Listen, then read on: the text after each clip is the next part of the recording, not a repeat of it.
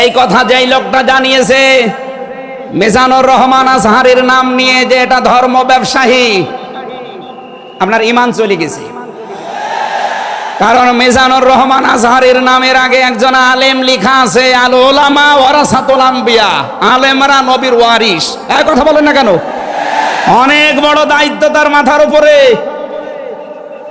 নবী যে জানিয়েছেন আনা খাবাল খাতামান নাবিয়্যিন লা নাবিয়্যা বাদি, আমি শেষ নবী, আমার পরে কোনো নবী নেই। এ কথার ভেতর একটা ইঙ্গিত আছে, নবী শেষ, তারপরে নবী নেই। অথচ আদম নবী থেকে শুরু করে হযরত ঈসা নবী পর্যন্ত আমরা দেখেছি এক নবী শেষ হওয়ার পরে আর এক নবীর উপরে এ দায়িত্ব এসে পড়তো। উম্মতের দায়িত্ব ভার নবীরা নিত, কিন্তু এখন তো নবী নেই।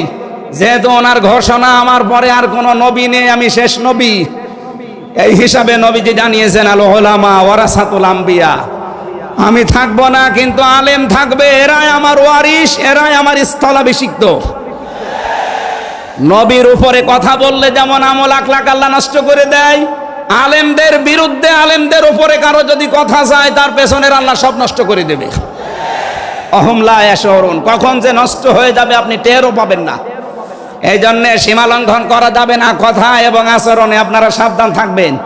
যারা এই সীমা লঙ্ঘনগুলো করছেন, কাদের ইঙ্গিতে করছেন আমরা কিন্তু জানি।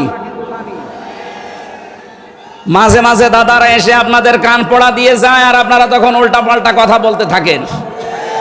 কেউ না জানলে দেশের আলেমরা কিন্তু আগেই টের পায়, কারণ এরা তাহাজ্জুদের নামাজের সেজদায় আমার আল্লাহর সাথে কথা বলে।